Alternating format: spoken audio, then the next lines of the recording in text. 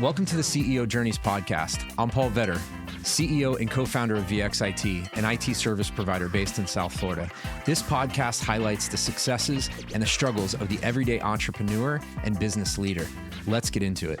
All right, Drew Carrick, welcome to the CEO Journeys podcast. Yeah, I'm excited to be here. I appreciate you coming and being on the podcast. We were kind of joking off camera, but I did a bunch of show prep, and the rabbit holes that you are or have made are pretty interesting. So I'll kind of set the stage here a little bit, but you and I met a few weeks ago. We were sponsoring the Florida Institute of CPAs. They had a conference, and we haven't really done the whole conference thing, like sponsoring conferences and hopes to get clients. That was our first one. So I go into one of the main sessions, and they introduce you as the Rapping CPA. And you come up and you start rapping about probably, besides IT, probably one of the most unsexy industries that has ever existed. So talk to me about this. I can't wait for this conversation. So it's actually really intentional. Okay. The fact that the Rapping CPA existed was because I made a music video, the Public Accounting Anthem, in 2015. Okay. And if you want to go back from earlier than that, like I came from a family of artists on my dad's side and business people on my mom's side. And that came together in this, like, all right, am I creative? Am I professional? What exactly it is this? And I am the living identity crisis of my parents. Yeah. And I essentially was always making music throughout college, had no idea what I was going to major in. When I eventually majored in accounting, I started going from writing songs about, frat parties and drinking games to writing songs about accounting. And when I intentionally made the Public Accounting Anthem, I called it the Public Accounting Anthem. I wanted you to be able to go onto YouTube, and when you type in accounting song, my song's the song that showed up. Okay. And that's just how the Rapping CPA got started. And then I realized that there was kind of like a little bit of a market for it. And over time, I've evolved and obviously been able to go from GarageBand into actual studio quality productions to producing an entire music album and all of the rest. But it was very deliberate because my marketing brain was like, I'm not just going to make this and just put it out on the internet and let it sit there. Like, I want to try to create things with the intention of going viral. Okay. So, and you are the creator of the Rapping CPA, and your rap name for this alter ego you have is Petty Cash. Yes. Which we actually have our all hands on Friday morning, and I told my staff that I was coming here to interview Petty Cash, and they got a kick out of it. How, like, I'm trying to wrap my brain around the fact that someone so creative is doing, like, there's like a left brain, right brain thing going on here. You're obviously super creative. The marketing side of your brain's firing, but like CPA, accounting, that doesn't scream creative. It screams boring, sit behind a computer, behind a calculator, crunching numbers. And again, same with the IT. Like, IT is like one of the most unsexy things that you could probably do. And people generally just, they either forget about us, don't like us, whatever it is. And nobody calls us ever to shoot the shit or go, hey, everything's working, just wanted to let you know that. It's usually, hey, everything's on fire, you need to get over here immediately and fix things. So like, how did you land being a CPA or in the finance world? Well, that's a really good parallel, because those are two professions, like accounting and IT, where if you don't hear anything, that's the good thing. Yes. Right. You don't hear from sales, you don't hear from marketing. You're like, what's going on? Right. Because that usually means like nothing you're trying is working. Yeah. And they just don't want to, highlight it, but nobody's like touting, oh yeah, IT's functioning really smoothly. Yeah. The accounting, like the books, super clean. You know what I mean? It's like, nobody really cares to that point. The accounting thing was interesting. I always just say, like, I didn't choose accounting. Accounting chose me. I just fell into it because I mean, you talk about the rabbit hole, right? And that's like a great late night laying in bed, and you'll go down the whole trajectory. I was talking to some folks because I was in Orlando at KPMG's Lake House. And every single time I added a new thing about, like, oh, well, last year when I was on Netflix, I'm like, wait, what? Or I was like, well, actually, it started because, like, when I was a Civil War reenactor, and they're like, wait, this guy was like acting like, they were like, what, are you dressed up like Ulysses S. Grant type of thing? Yeah. I was, like I said, I was a history buff. I was into the Civil War, thought maybe I would go down the history route, thought maybe you'd go become a lawyer. I acted all throughout high school. I was the lead in all of my plays. So I was in the marching band, and I was a drummer. So I was always performing and just putting on the show. Maybe I'd go down the entertainment route. I actually was really into like chemistry. And so I thought like maybe I'd go down the pharmacy route. So there was like so many different options available. I had never actually taken a business course because I was doing all of your like core sciences. Yeah. And when I got to college, I took my first business class and I took my first accounting class. And I loved the business class. I had a really great teacher. Accounting class, I don't know if I loved the accounting class because of like inherently the accounting, but the teacher really liked me because I was one of like 4 students that just like grasped the concepts. Okay.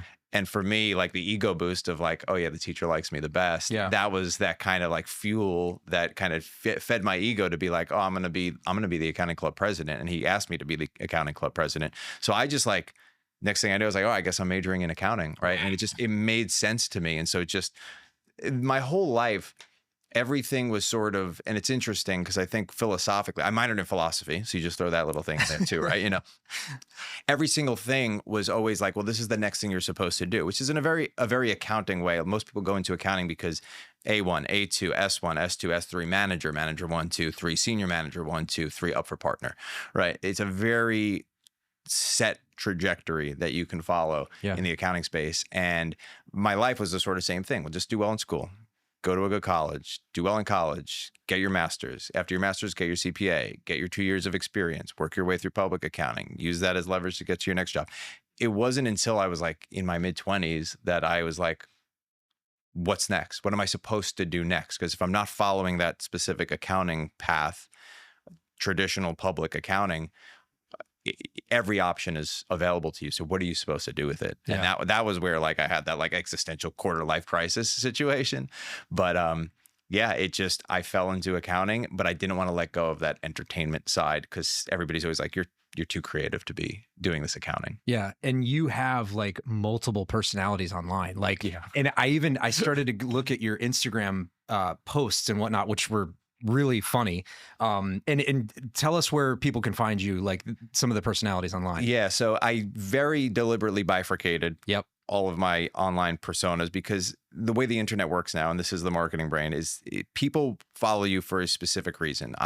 If I'm coming to you because I want to laugh, I'm not coming to you because I want to learn necessarily. Like, no. I'm here to like brain rot and turn my brain off and just like laugh. Like I'm not here to get like insights at, 11:30 p.m. while I'm like laying in bed. I'm here to like giggle before I go to sleep.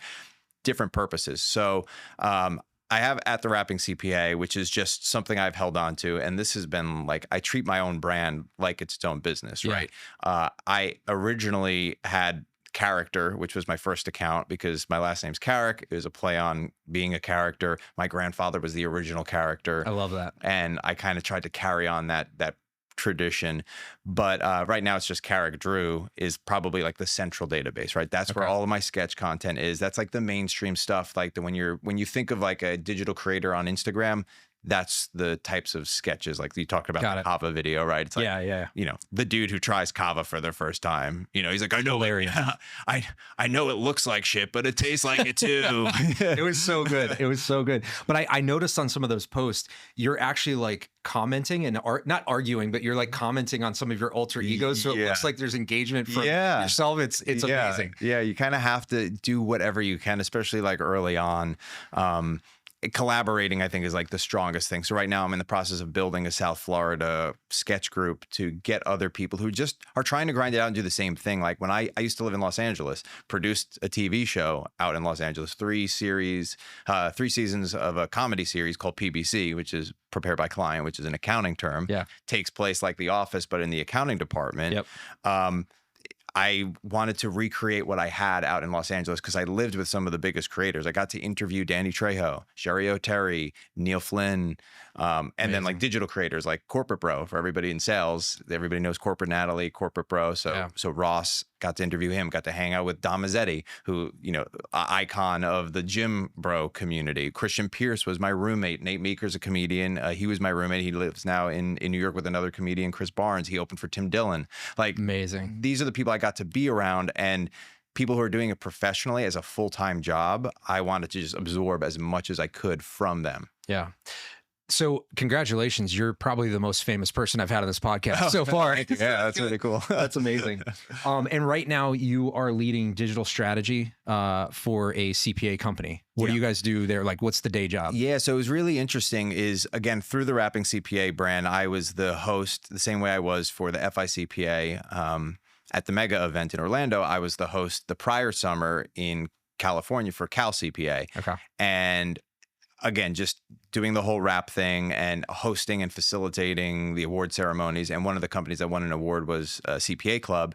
And we started talking because my whole brand as the Rapping CPA was breaking the stereotype, right? Like turning what it means to be an accounting professional on its head and saying like, one, it's not just a guy who's, kind of locked in. We call it like Norm, the guy who's got his like pen bleeding through his pocket and he's got a visor on and he's just kind of crunching numbers all day. What we think of like an awkward tax person or something like that. Yeah. That's not it's the stereotype, but nobody's ever shattered that stereotype. So my goal was to be like, well, let me lead by example. I'm just going to show like, yeah, I'm a CPA. I have that CPA mind. It comes out in a lot of things that I do.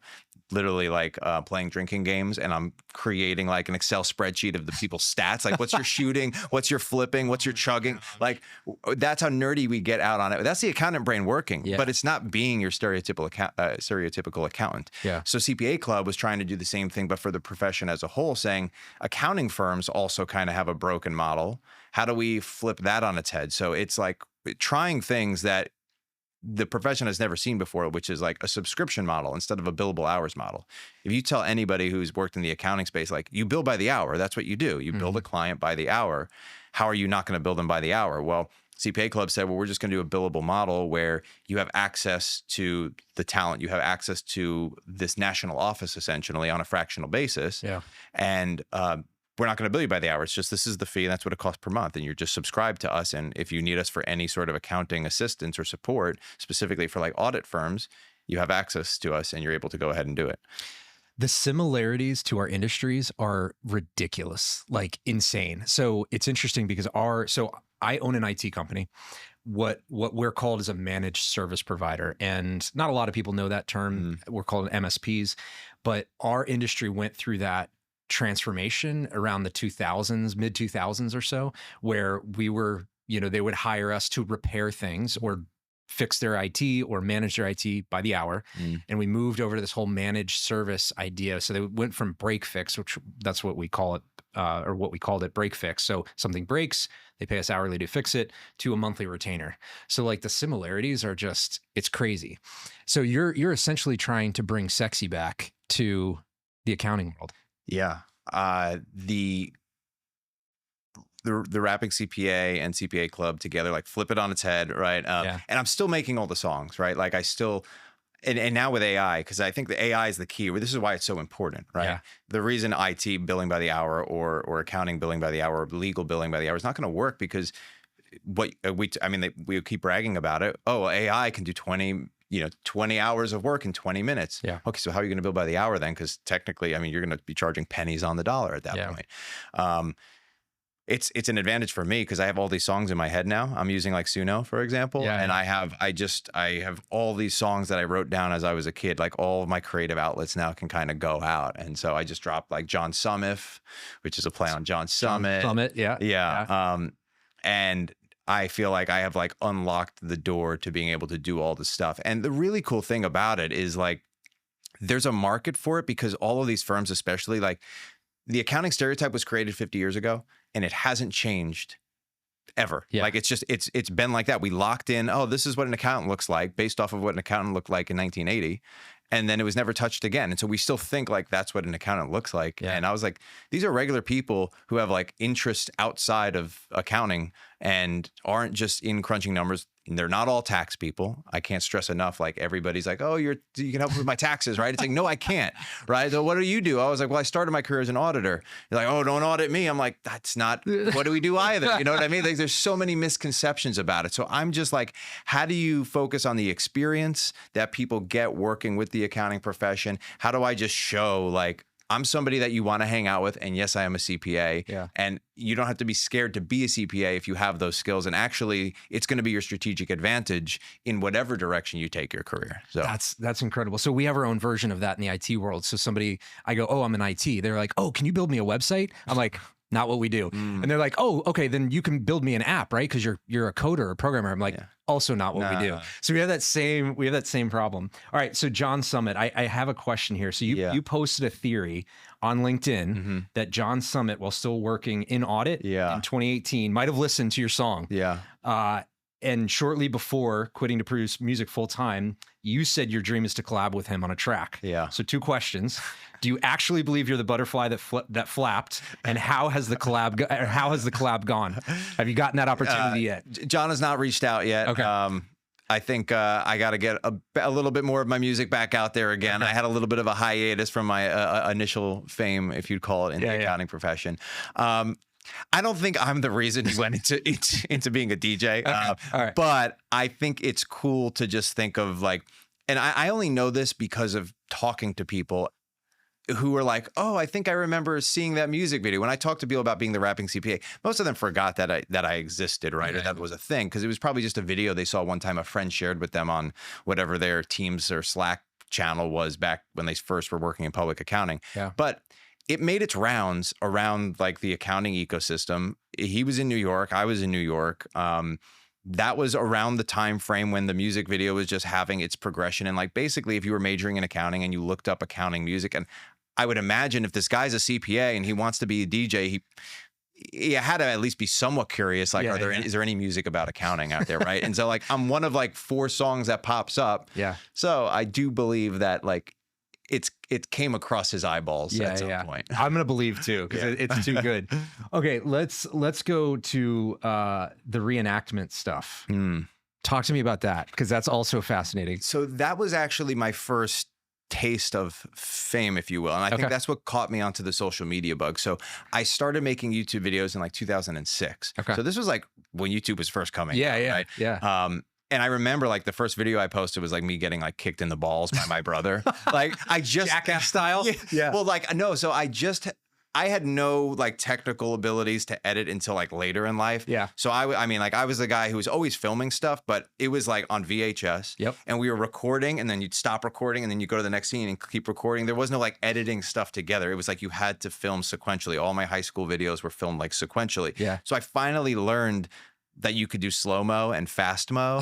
And so I filmed a video in slow motion of me and my brothers like having this like fight, because we were into WWE at the time. And then my brother accidentally just lifted his knee up in the middle of one of the moves where it hit me in the ball. So I posted like kid gets kicked in the balls onto YouTube. And it got like 15,000 views like immediately. And I was like, oh my gosh, that's so cool. And then YouTube like banned it, because I guess we were all underage. So I think they thought it was like child abuse or something like that. But like I had that taste. And so I took my camera with me because I was really into Civil War reenacting. And the reason I got into Civil War reenacting is because, again, performing. I just wanted to showboat. I thought it'd be so cool to like pop out of a cave and be like, what year is it? Right? Like scare tourists or something like that. So I started filming what really happens at Civil War reenactments, of just like behind the scenes of like the real people behind the, like, you have this vision of what a Civil War reenactor looks like. And you probably think it's just like a 65-year-old gray haired, kind of overweight dude who's like, yeah, South will rise again, you know? And like, that's what you envision when you think of a Civil War reenactor. But there was there was like Lax Bros who were in it. There was musicians, there was all people of all different, you know, professions and whatnot. And so I just started behind the scenes of just like normal people. Some people were attractive, right? Like my first girlfriend was from Civil War reenacting, which is kind of crazy. That's amazing. And so, and I remember going around and people would be like, oh, those are the Civil War, what really happened to Civil War reenactment guys? Because those views got, again, it's a small community, but 10, 20, 30,000 views each.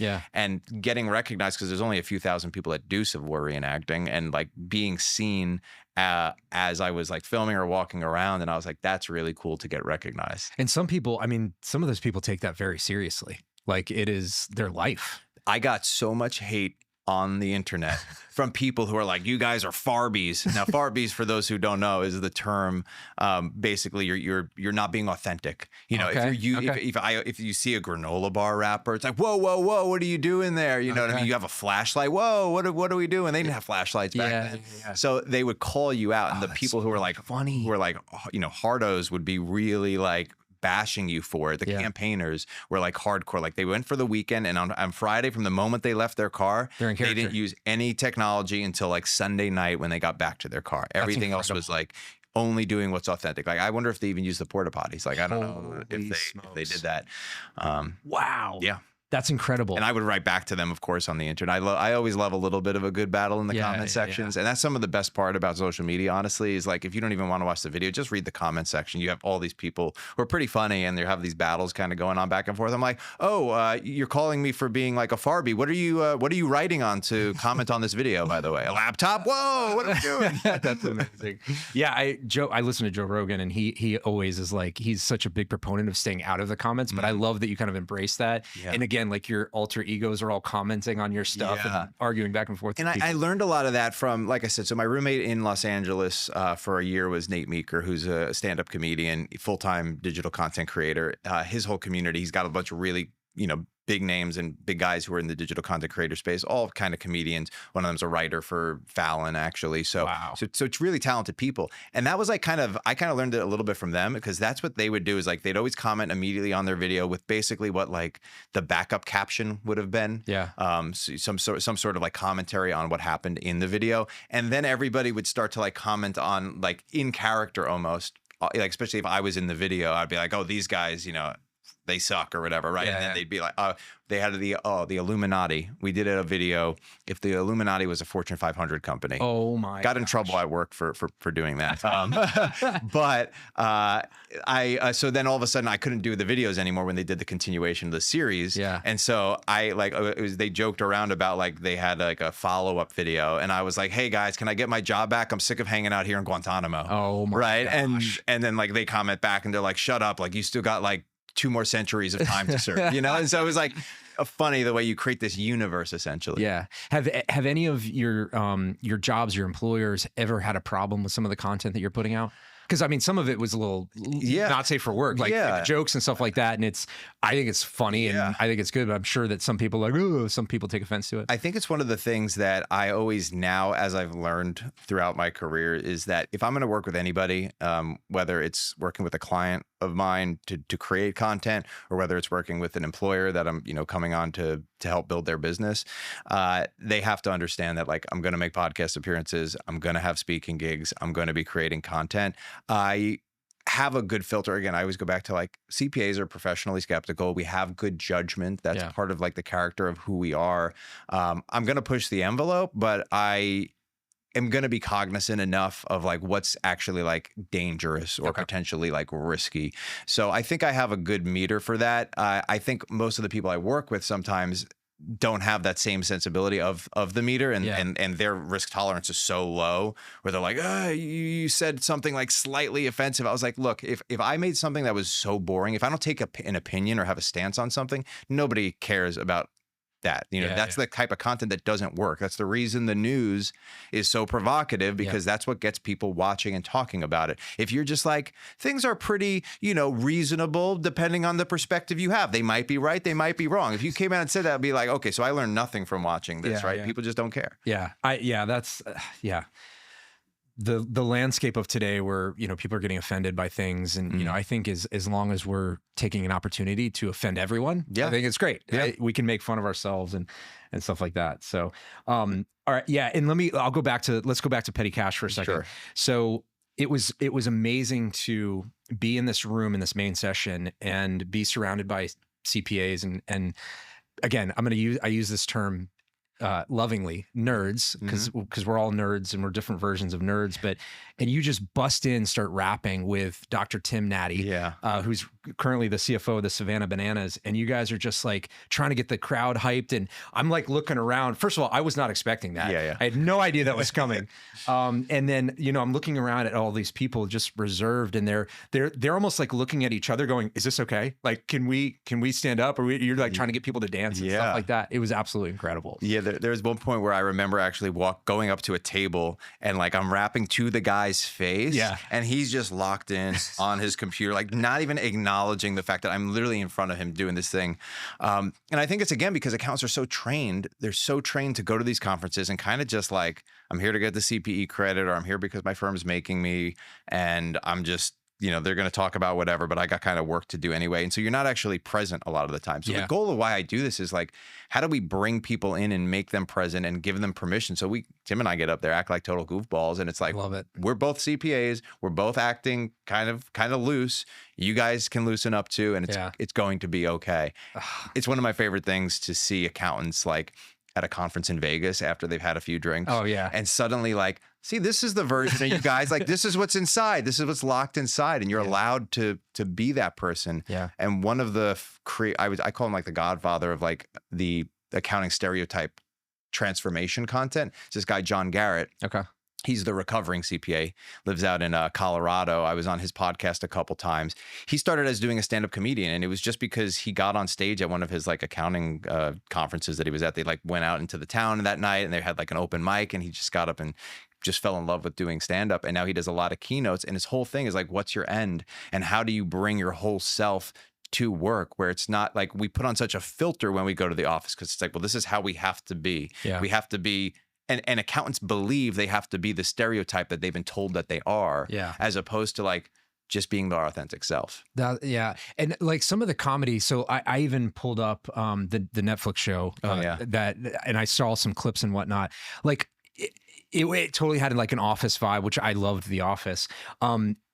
Is your audience first your own industry? Because I mean, even some of the jokes, like I didn't really get, because they're very niche. Like it's for your industry.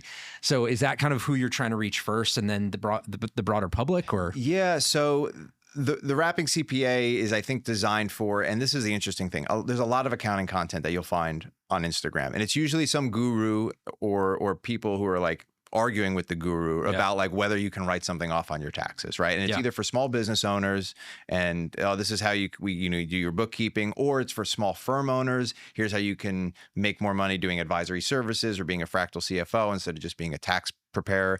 Nobody makes content for the auditors. Like it's just kind of like an overlooked part and segment of the profession. Yeah. And I think the goal was to like create something for them that they'll be able to relate to from like their career journey and the stuff that they've experienced. So I think as far as the Rapping CPA brand goes, yes, it's going to be your accountants and specifically like your auditors who don't get served the content. Beyond that, though, I mean, as you know, I'm more than like the Rapping CPA. There's a reason I actually made this specific business strategic decision to change. My handle was the Rapping CPA. Yeah. I changed it. I remember being in an Uber on the way to a bar with my other friend who was a social media creator, and we were having a discussion. I was like, I just want to be, Drew Carrick. Okay. I couldn't get my own handle because some guy in Canada who's like no longer even using Instagram. It's in the graveyard up there. Yeah. I got in contact with his brother or his cousin on LinkedIn. I was like, hey, is he still using that Instagram? And he was like, yeah, he's still using it. I'm like, well, it says he hasn't been active since 2016. So anyway, whatever. So Drew Carrick is, off in the Instagram graveyard as far as handles goes, but I just got Carrick Drew. Okay. And so I made the decision to change my handle to that and move out the Rapping CPA into its own sort of lane. So that's like a whole rebuild now of trying to like recreate any momentum as far as that on social media goes. More people know of the Rapping CPA and Petty Cash just from like word of mouth and from going to conferences than they do of actually like following on social media. But the stuff I make like about Kava, the Illuminati videos, the guy who, owns a boat, those types of content and those videos, that's just for the mainstream because it's relatable experiences that I think I have on a day-to-day basis, whether it's like relatable to the dating world or, relatable to the, being competitive or sports or anything like that.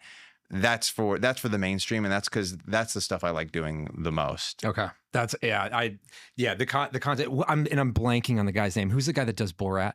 Ali G. Sacha Baron Cohen. Yeah, you kind of got those vibes going on where you have all these characters. Yeah. It's amazing. Well, it's funny you mentioned Borat because that was one of the first movies. I can't remember it anymore, but I had watched that maybe 25, 30 times. Oh, wow. It was one of the DVDs that we had. And when I would drive in the car with my parents and we had the DVD player at the back, say the headrest or whatever, that was the movie I was watching on every road trip. I had that whole movie memorized and I would do the impressions, one day you never get this, la, la, la, la, la. That's amazing. Yeah. That's amazing. I get clock radio, he gets clock radio. And I just remember it so vividly. And that was one of the first that was a very impactful movie in like me creating. So it was Whitest Kids You Know, all the sketches and stuff like that. I just always dreamed of like, oh, I'd love to be in that College Humor. I was like, oh, I'd love to be on like the College Humor YouTube channel. Oh, totally. Those were inspirations. Watching Borat and watching Master of Disguise. Master of Disguise. Dude, am I not turtly enough for the Turtle Club? Not turtle enough for the Turtle Club. Oh my gosh. Yeah. That reminds so those are all the those are the influences that Weird Al. You kind of you could see where all of these like influences kind of created and formed the type of content that I make now, or the type of content I aspire to be able to create. Like I would love to eventually be able to do like a Tim Robinson type of thing, or a Please Don't Destroy type of thing that they do on SNL. Yeah, that's incredible. Yeah, a huge Weird Al. I grew up listening to Weird Al. He has a 13-minute song entitled Albuquerque. Yeah. That it's nonsense. It's utter nonsense. And I know almost every word. Me and my brothers would sing it. And I showed it to my kids maybe 2 years ago, and they started doing it. So it was a proud dad moment. All right, go back to petty cash for a second, because I'm gonna throw a wrench in this whole episode here. Okay. So when we met, or when we talked, I'd asked you what your shoe size was. And that was for a specific reason. I have a little thank you gift. Whoa. On the podcast, and we're gonna do this live. So go ahead and open up the box here. This is cool. It's actually really important. So one of the jokes that my brothers have is the fact that like I never get myself any shoes. Like I rely on other people to provide me with. Stop it. Literally, that's hilarious. I will wear something until it's dead. And my brothers are like, gosh. dude, like especially when I lived in LA, they're like, dude, you're living in LA. Like you need to like stay somewhat trendy with the stylish stuff. And I'm like, I'm for it. I just don't know what to do. So I love that. So most people don't know, but Nike, they're called Nike by You. These are one of one Nikes. They're totally custom. Gosh, this is sick. All right. So pull the both of them out, and then look at the back of them. There's only a certain amount of letters that you can fit on the back. So I had to limit, I think it's 3. So if you put them together, oh my God, it kind of spells petty cash at the back. So, and of course I had to do, that was the greenest color they had. Of course, green and gold, that's great. Money. I do love that color combo too. I mean, especially the teal thing is a big one for me. Obviously, I rock the blue. So this is sick. So there you go. Some Air Force Ones, one of one. I don't know if I've ever had Air Force One, so this is a big one for me. They're my favorite shoes. And the Nelly song Air Force Ones, like I love Air Force Ones. I have to get this in the next music video for sure. Love it. So there you go. So that little thank you for coming on the podcast. Oh, I appreciate it.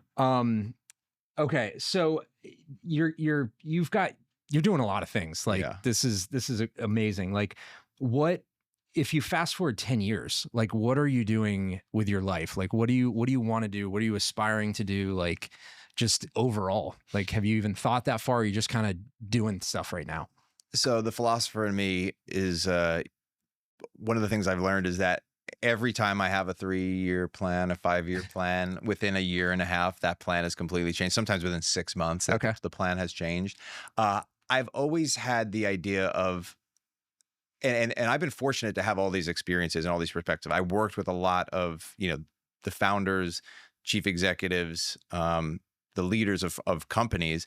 And I've gotten to work in marketing, in content, in accounting, in finance and budgets, with IT departments, with customer success department. Like I've touched a little bit of everything. And so I think for me, it's pulling all of that together into, look, I think one thing that's really important to notice is when you found a company or you want to be an entrepreneur, what is the end result of that company? Yeah. Not every company is designed to scale to be the next NVIDIA. Yeah. Like you have to know your market. Like petty cash, the Rapping CPA is never going to be that, right? Yeah. Like this is a personality, a creator. It could be a big Instagram or YouTube account and a LinkedIn presence, and maybe it represents a lot of the accounting demographic and world. It's going to be finite. There's only going to be so much appeal to that, which is limited to sort of the realm at which it exists. And at some point, it's just like, well, this is how much you can get paid to do a speaking gig. And that's just what it's going to be, right? Yeah. So it's capped, right? And I can't scale it. I can't hire more people for it. It's very much so designed to be a solopreneurship kind of side endeavor, essentially. That's just always operating. Where if you want to get the Rapping CPA, you can get the Rapping CPA. It's your kava money for the weekends. It's the kava money. But I think for me, it's actually pulling this together into I really just crave, like I love being an ambassador. I love evangelizing. And it would be really cool to evangelize my own creation, Okay. right? Which isn't a service, right? Like it's one thing to evangelize, like, oh, check out my music videos or watch my, my movie content, or, hire the Rapping CPA to be a speaker or something like that. Those are all kind of service based, or even utilizing me as a consultant, because I do a lot of consulting strategy for the types of content that organizations should use. That's when clients come to me all the time, I'm always like, well, what are the expectations of why we're making this video content? Yeah. Everybody's like, oh, we got to make video content. I'm like, well, I can make you the thing for sure, but is it going to yield the results that you're looking for? Again, all service things, finite, right? Yeah. Like you can't really scale those types of things. I would love to have something where it's not going to be kava, but something that is a product or a brand that I can kind of like hold, something corporeal, Yeah. and then be the ambassador for that, and then I can create the content about that product or whatever that that offering is that I'm providing and creating. I can be the face of it. I can utilize the skill set that I have from operations to business and finance, accounting and marketing and content, pull that all together, and like that would probably be my dream. I often talk about like maybe like, Dave Portnoy has his Pizza Bites, right? Yeah. You have the Barstool brand, which he built and runs and operates, but is also a personality on it at the same time. Definitely. Not necessarily a media company I don't want to create, but the same notion of being like an owner operator. Like Dana White, I think is like a cool example of like, he was in a commercial. He was hired to be in a commercial for the World Cup. Or was it like Ford trucks or whatever it was, or it was one of those American commercials. And he's like, that's like the CEO of the UFC, who's making millions of dollars running that as a business, but he's also the guy who's like kind of like the face of the league too, and is now getting hired as an actor essentially to be in commercials. Like that's the kind of holy grail of like bringing this stuff together. So it doesn't have to be the biggest thing, but just something that I don't have any kids, right? So it's like, what can be my child that creates that sort of like that legacy that exists larger than you. Right now, my brand is the size of me. I want the brand to be larger than me. Got it. Wow. So, do you want kids? Yeah. One day? Yeah. I mean, I've been trying, right? And I don't know if you were going to bring this up at all, but I've been on dating shows. I actually wanted to talk about that. Yeah. So tell us what it's like to be on a dating show. I'd love to hear that experience. Yeah. I got to be on Netflix, Pop the Balloon. Okay. That was one. I was also on like a COVID filler show on TLC called Find Love Live. Okay. It was cool. They do like such an extensive background check, right? Because there's so much risk now with, again, social media. They're like adding you on Facebook. They want to like look through all your content, everything you've posted. Any hidden video or private video that you've ever created, they want you to unhide that so that they can see. Because just in case something comes out at some point where you posted something very dangerous, or you like to post from somebody who's like a threat or something like that, like they don't want to be able to tie it back to like, oh, could you believe that this person was on television? I think that happened with like Love Island or something, where somebody got like kicked off the show out of nowhere because they went back like 10 years and found some like inappropriate post that had been made. So it was like a 6-month background check process. Jeez. And again, like this is where I always go back to the accountant mindset, right? Of like, the reason I'm a good producer, I love producing, right? I like acting. I don't think I never necessarily want to be like the lead. I like being a supporting actor. I kind of have a home in that role because I also like producing. Okay. And I like creating the process from ideating to pulling together the right people between the writers and the editors and the videographers, and seeing that creative process through. I don't know. I totally just lost my train. Totally fine. So the dating show. Yeah. So the producing, right? You pull it all together. The producers are playing this game, right? And it's playing this mapping game of okay, which of these casting people is going to tie to like the best storyline. Right. So you get to play kind of like God maker, right? That's where it's crazy. like, okay, well, if I know that you're very religious and that person is very atheist, right? Let's put them on the show together. Right. You go through this vetting process of all these interviews to figure out like what's going to make for the most interesting story. And then once you're on the show, like how can you kind of manipulate that? So where did they peg you? Were you like the hero or the villain? Because obviously I haven't seen the show. So Pop the Balloon, it was only a one episode sort of thing. It was a series, and there was just one episode that I was on. It would happen all live, which was like the cool appeal to it. It was like, this is on national TV. If you say something or you screw up, like there's no censoring it really. I mean, it's like it's happening the moment that it's occurring. Yeah. So it wasn't, I think I was supposed to kind of match with the third girl, but I wasn't her type. Okay. So yeah, I was around, I'm 6'1". I was around guys who were like bodybuilder, like jack dudes, other guys who were on like other reality TV shows, and they're like, 6'4". And I was like, I never thought I was gonna get like height mogged Yeah, by these, yeah. but I was, yeah, I was kind of I talked about the Civil War thing. So Yeah. I was that guy. Okay. All right. I wasn't the cool guy per se or whatever. I was kind of like the very active, like energetic, a little over the top extra. You were the accounting nerd who was also into Civil War reenacting. How do I describe myself? Often as extra, right? Okay. You know what I mean? Like I am extra. I will take the thing to the furthest. Like I'm not gonna, the bit doesn't stop after the first line. Like I'll do the whole bit. Okay. I will reenact the entire sketch. That's amazing. Which is why it was tough to have friends in high school, because people were like, can you shut up now? And I was like, I gotta finish. I'm halfway through, right? And I'm playing both sides. I'm doing Whitest Kids You Know sketches, playing both sides. Good sir, you seem to be peeing upon my leg. Huh, it seems to me your leg is in the way of my pastry. And I'm doing the whole entire bit. That's incredible. That's incredible. Okay, so all of that to say, and I usually kind of go through this with people. How do you keep yourself sane? From a mental health standpoint, spiritual health, physical health, all that. So you obviously work out. I saw some of your content. Yeah. Get your shirt off and you kind of, flexing a little bit. How do you keep yourself sane amongst just everything that you're doing? So for me, who's like an overthinker and my brain is constantly going, right? Like I find what's the thing that's going to turn it off and restore me to the state of like actually resting. So alcohol. Yeah, I just get wasted. I get blacked out till I can't think anymore. I mean, there is definitely like I love to go out socializing, because when I'm with other people, it kind of takes me out of, especially when I'm with people who are not like, I could hang out on the weekend and talk business and talk shop with anybody. Yeah. At any given time. And I actually genuinely enjoy doing that. People are like, oh, you're going to spend your weekend like doing being on a podcast or making a video sketch. Like that sounds like work or whatever. I'm like, that's not work. Like that's what I would love to do all the time. Yeah. For me, the socializing is just kind of, if I'm just by myself with my thoughts, I don't like that, because I'm constantly thinking of like, okay, what content can I come up with next? Like, what's the business angle? I'll start going through my finances. I'll do my own personal financial statements for reconcile my own bank accounts. You know what I mean? Like it's just nonstop. So I make sure I have calendar blocking. Okay. Huge. I have a time for, this is gym time, right? And so try to do that early in the morning. Yeah. Kick your day off, because by the end of the day, you're kind of too exhausted, in my opinion, to kind of go. So I want to do that first thing in the morning, knock that out, give me that uplift and adrenaline to carry through for the rest of the day. Also, that way I'm not wired. If I go to the gym at 8 o'clock at night, like then you finish. You can't go to sleep for hours. You're shaking. Yeah. So I make sure I have time for that. That's key.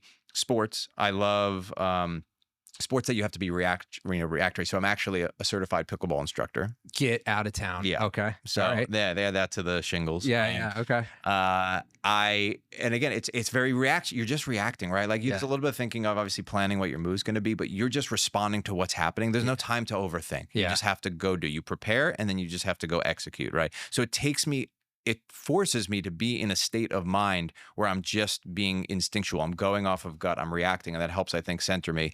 And then, of course, the socializing, which just takes me out of sitting in my room at the laptop, sitting in the office, sitting on the couch with my own thoughts, especially when you're on your phone all the time, because I have to study kind of social media. I have to see, but between posting, I have to see what's trending, creating videos, editing the videos. A lot of that happens on the phone. Just get out of that environment and just go out and socialize with people and just have conversations about bullshit. Yep. And sometimes you need to have those kind of conversations to help keep you grounded. Yeah. Wow. That's great. So you lift? Yeah. Do anything? So pickleball, lifting, any of the sports? I mean, I will play any sport anytime. Okay. I come from a very competitive friend group. Okay. My whole friend group actually from New York. People are shocked to hear like I have friends like from high school still, and there's like 8 of us who are really close. That's cool. And majority of the group are our former travel like soccer and baseball teams. Okay. Right. So it's basically like a group of kids who were the top 10 athletes in their class. And we all kind of like, separated a little bit towards the end and went to college. And then during college kind of came back over the breaks and played sports together, and That's then awesome. carried through until after college. And so we're extremely competitive, and we've gone through all the rotations. We played tackle football back when you could, with no pads, so we were doing that for a while. Then that was like, okay, this is a little over the top for us. We're in our 20s now. We got to probably start caring about health insurance and things like that. Moved on to basketball. That lasted for a couple of years until I sprained like my ankle, getting bodied up, at the net. So we moved on to, we did ping pong. We got into darts, spike ball, frisbee. All the spike ball's awesome. Yeah, spike ball's so fun. Spike ball is awesome. You strike me also as a ultimate frisbee guy too. Yeah, big frisbee person. Love frisbee. Big on trick catches. Actually, my family's big on trick catches. Okay. So a lot of people talk about trick throws, right? Like, how can you throw the frisbee and have it land in the hoop or something like that? Okay. We do that to an extent. We call it frolf. Just like frisbee golf, right? Okay. And we'll just sit in like a big field back in New York, and five of us will just get down there, and we'll be like, okay, we want to go like under the bench, through the sun house, and hit the swing set in 5. My God. And we're like 500 yards away.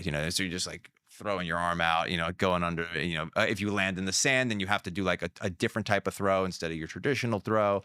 But we got big into the trick catching, and it's my uncle's favorite thing is like, we'll put on a show at the front of the beach. Again, my family on the Carrick side, that's where the characters come from. Yeah. All entertainers. I mean, birthday parties, all entertainment. We go to the beach, and it's like, okay, we're going to do like right hand behind the left leg, jump up, catch it, and spin, and so they'll throw the frisbee, and we'll try to actually make that trick catch. So that's kind of our little sport that we created. So your family, you said you had brothers. Yeah. Where do you fall in the lineup? I'm the oldest. You're the oldest. Okay. Yes. I'm also the oldest. Checks out for the accountant. Yeah, totally. Okay, that makes sense. And then you had 2 brothers? Yeah, 2 brothers. Okay.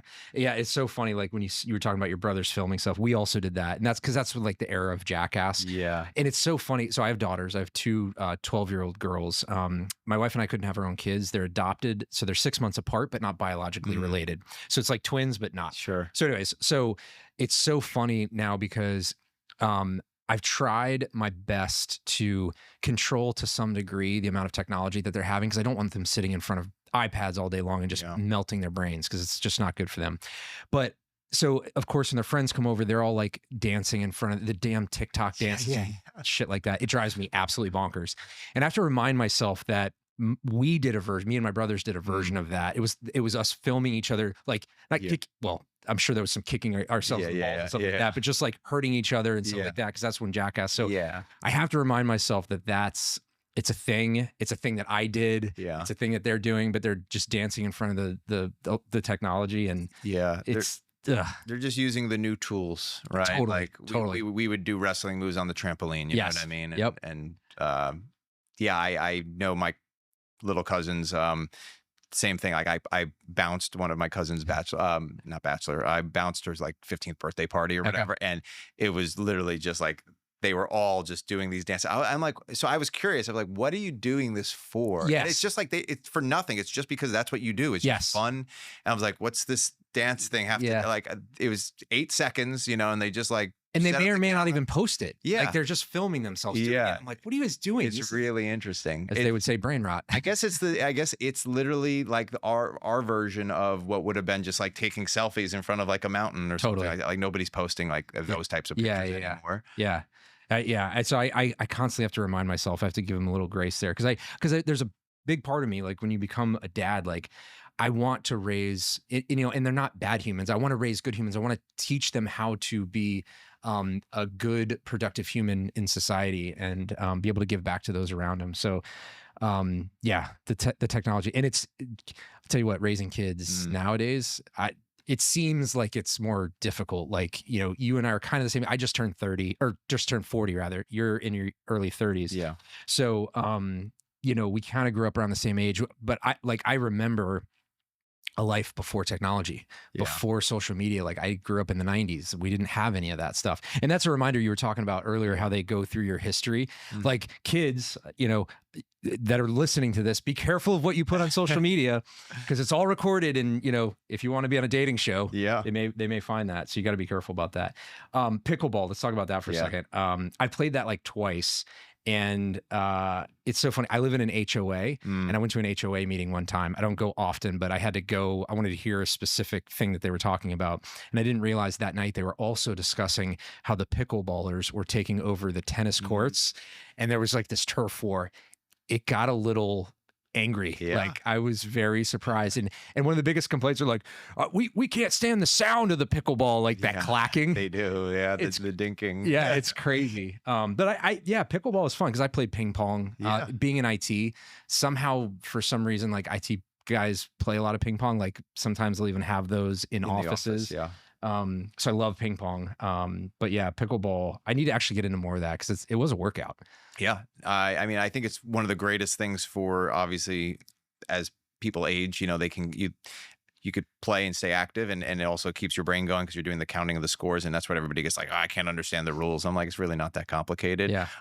The problem is though, is like, it's stereotyped often as like, oh, it's just an old people sport. And I'm like, no, it's a completely different game when you play at a lower level. Like I could play with, you know, older folks just for fun, right? And play competitively, but I'll avoid hitting certain shots or playing a certain aggressive style because it's like, it's still fun to play and try to win in their style, right? So it's like, I enjoy it because you can kind of adapt. The problem that a lot of people face though is like, they think that it's just an old person sport. So then they get out there and they're like, oh, I can go do these things. And then they try to make a movement that they haven't made in 30 years and the knees go out, the hips go out, who's taking tumbles and falls. They're like sprinting to try to get a ball. They're crashing into the net. And so many injuries that actually happen. But my background was in ping pong, and same thing. Our audit office, we had a ping pong table, and it was always battling for like being the ping pong champion. I won it a couple times, which was cool. That's awesome. All right, so we're gonna wrap up here soon, but we were joking earlier about people not knowing the difference, and they probably maybe laughed along with us, but actually don't know the difference of like the different things that we do in our profession. So can you kind of just walk us through like the difference between an accountant or a CPA or an auditor? Like what do you guys actually do? Because, you know, clearly I can't hire you to do my taxes because that's not what you do. So and I think this question I've gotten from so many fintech companies who ask me to come in and do product marketing for them, and they say, how would you market to accountants? And this is the beef I have with every online guru who just says like, I only market for accountants, or like, here's how I'm going to help you. If you're an accountant, I'm going to help you grow your business 4 times. And I was like, they don't even know, like they have an idea in their mind of who they're talking to, but everybody has, if I just say I'm an accountant, everybody's going to interpret that differently. So when you say accountant, that is the broadest term that there possibly can be. If someone says they're a tax accountant, that gives you, obviously, you're dealing with taxes. There's different kinds, right? There's people who do sales tax remittance and they're just building that. There's people who do state and federal income tax. And then there's like corporate tax, which is, you know, massive companies that are navigating like very complex. There's individual tax is different from corporate tax. And I know people who focus just on partnerships. They can't help you a lick really with your personal taxes. They literally are so involved in just massive companies doing all the partnerships, the K1s, and creating all those and generating those. So there's a lot of different areas, but there's like the tax side. Then you have the audit part, right? And audit, people very often refer to the IRS, and they think, oh, that means like you're going to come and get your tax return audited. It is an audit, but that's not what an auditor is from the traditional sense. Auditors are probably like the most forgotten about section of it, other than people who are in the accounting profession who know auditors. Your job is to get hired by a company, and I can get into some of this, but you get hired by a company to ensure that that company is presenting the financial statements accurately, right? So Enron hired Arthur Anderson, right? Which is why I say like there's an issue, because if you're hiring somebody, how can they truly be independent? I'm like, I'm going to hire you to grade me. By the way, I'm paying you. So make sure you give me a good grade. And I think there's an inherent flaw in the fact that like you're competing to be like, oh, we can do our audit for you cheaper, you know? And so I was like, well, it shouldn't be like a cheaper thing. It should just be like, no, we're going to look at all your financials. We're going to look at your transactions. pick some random ones and make sure if those random ones look good, then we can, presume reasonably that the rest of them are probably good. Okay, you were accounting the way you were supposed to be accounting. Yeah. That way, when you get your financial statements and I want to invest in a company, I'm looking at the company and it says they said they made $300 million last year. I think that's up 50 million from the prior year. I'm going to invest in that stock. That actual number is accurate and that's true. Yeah. So it's funny that we're talking about this. This is actually good timing. I took a flight recently, and sometimes I'll watch a movie, sometimes I'll work or whatever. But I saw The Accountant for the first time. What are your thoughts on that? I enjoyed the movie. It was actually pretty good. I was surprised. Yeah, I mean, a lot of people in the accounting profession have a lot of beef with it because they're just like, this is so inaccurate, right? Yeah. And they just like are capitalizing on the name and this discrepancy or whatever. Overall, I think it's good. It gets people like maybe curious about like accountants, and it does make you look in like you have that intellectual superpower, right? Yeah. Where you can do these calculations, you can figure things out. So that part, I think, is kind of helping the profession with the stereotype, but it's obviously just so embellished. And they also like tied it into autism, like Yeah. because he had autism and stuff like that. which is again, it's one of those things that leans into the stereotype, right? Which furthers that. It's such a hard thing to shatter a stereotype when like Totally is. when that's just what it is. I mean, it takes a national effort, broad scale sweeping society. Like I can't remember the last time a stereotype is actually like shifted. Yeah. And it happens over like such a long period of time, and it has to happen at such a mass scale. So unfortunately that you do get categorized. I would argue that it's kind of cool though. If you have that ability, I was like, that would be pretty cool. Like I watched Scorpion, which is all about, these IT, folks who just have that, you could say it's autism or you could just say they're geniuses, right? Like it's almost like, what's the difference at that point? You're just so smart intellectually that you lack some of your EQ area stuff. But you need all the different components. You need the people who have the balance. You need the people who are really in depth and smart. And I think there's just like those components. And that's actually a big principle that I talk about when it comes to businesses. If you're a business leader, the theory I have is the 3 types of employees and identifying who's your technicians, who are the people that just need to be head down, keep paying them more every single year, right? And just let them keep doing their technical stuff. They're the technicians. Who are your managers? Maybe they're not the best technical people, but maybe they're really good at managing other people and they get the project done. And that's a different skill set. And it doesn't mean they should get more than the technician because you still need that technician. But if you're the manager, you manage the people, just a different skill set, right? And how many people would maybe not take that manager role and just stay in the technician role if they knew, well, they get paid the same amount anyway. It's just which type of work do you prefer and which are you better at? And then you have your leaders, your visionaries, your innovators, your strategy people. They're the ones who have to like use that gut instinct, use what they know about the market, kind of like make those decisions that the other people really don't want to make. They just want to go execute it. And then they pass that information to the manager who orchestrates the technicians to go get the job done. And you need all 3 components, right? And it shouldn't be this linear thing where, well, once you're master technician, then you move to manager. And once you master manager, then you become a leader. Not every good manager is going to be a good leader. Not every good leader can manage effectively. And not every technician can manage, and so it's a broken model. And I think identifying those employees is key for businesses in the future to be successful and for people to enjoy what they're doing. Yeah. So where do you fall in those 3? I am definitely more in the more of the leadership, innovator, strategy sort of thing. Yeah. A little bit more the technician. I can work individually, like in a component or whatever. One thing I'm not necessarily good at, unless my only job was to manage people, in which case I could do that well. Yeah. Which I just have to get paid like a lot of money, right? If I was just getting paid so much that I didn't really care about being the leader, then or being innovative because I was going to do that on the side anyway. I'm going to make my movie on the side anyway. I'm getting paid enough where I can afford to do that. Then fine, I'll be a people manager. But it's not something you love.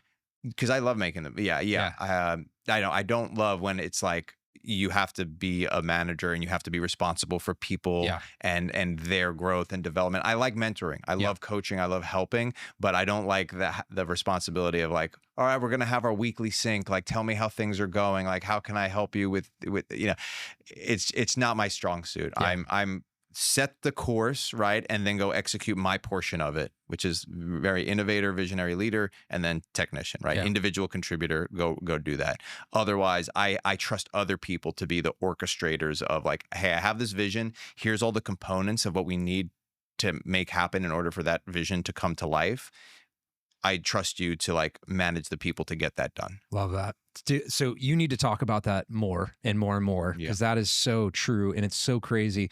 So I've had my company for 13 years now, and this is a total trap that all entrepreneurs seem to fall into. They take their best technician and either make them a manager or expect them to lead or something, or one way or the other, and it ends poorly, because that technician, they want to do the work and they're not, like you said, not good at the managing. And I would even venture to say that leader, it's the entrepreneurs, the visionaries, those are even fewer and far between. But we did that early on, where we promoted people that were technicians and we're like, oh, you can do this really well. You should manage the people doing these things really, really well.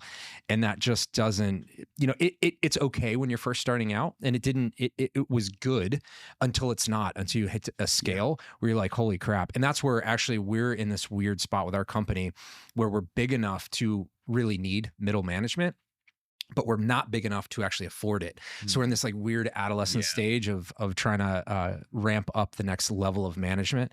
And because we've got all the smart people to do the things, but we need to manage those teams, and we just don't have enough managers. And that's tough. So please keep talking about that, because that was elegantly put. I love that. Yeah. I love that. And again, it's like I boil IT. It's the same thing. I boiled IT down into three things: strategy, security, and support. Strategy is that leader. It's that visionary. It's the person that's leading the strategy. It's inherent in the name. Security is kind of everybody's responsibility. That's going to fall somewhere in between managing people and systems and things like that. But then you have the people that are doing the support, that are fixing things. Hey, I can't print. Hey, I can't send an email. And those people, the people that are doing the support, don't have the experience, the wherewithal or whatever it is to be that leader or the manager or anything like that. Again, just a separate skill.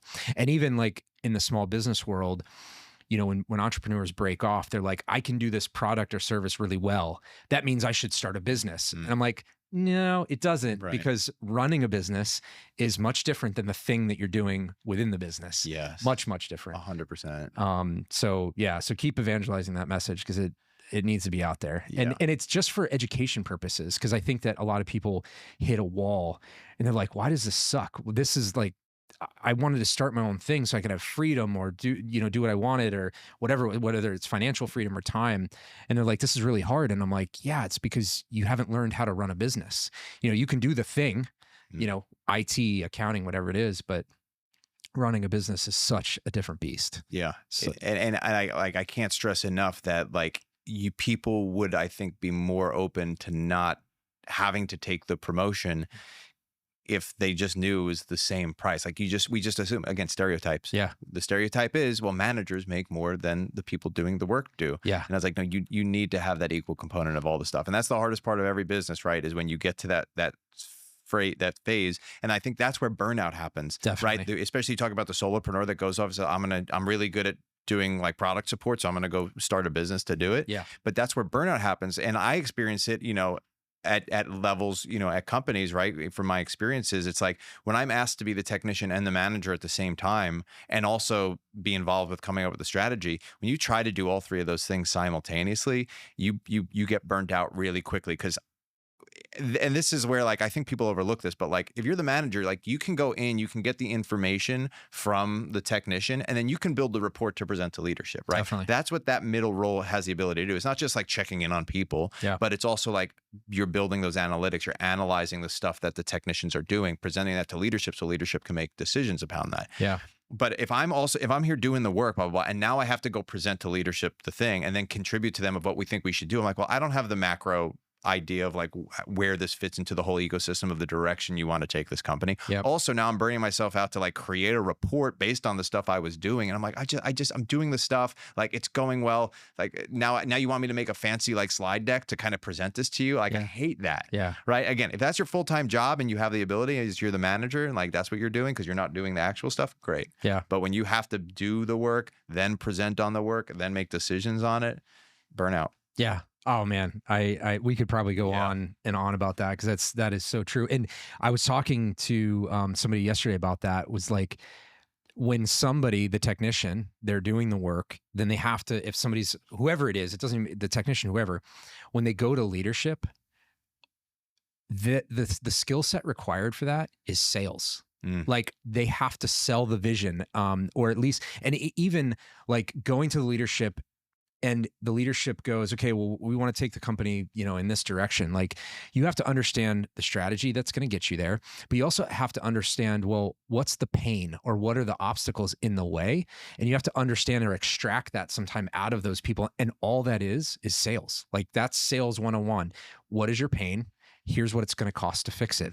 That's what sales is. Yeah. And I think the leaders of companies need to be directly connected to the sales. Like that has to be, especially for me, like the most frustrating thing in marketing, right, is when you're marketing something that you don't actually understand, like the value pitch of or how it fits into the bigger picture. And it's just like, marketing is not going to be effective if you're just told from the person in charge, like, market this thing. Yeah. Right. Like you have to be directly connected to the vision, understanding the product, the value pitch, how it fits into their grand plan of how this is going to impact. And you have to be fully bought into that. That's how you effectively get that messaging out. Yeah. And so it has to be directly where like leadership is working with that. They can't just offload that practice. Yes, totally. Yeah. You're speaking to the world that I live in every day. I love it. Well, Drew, I appreciate you being on the podcast.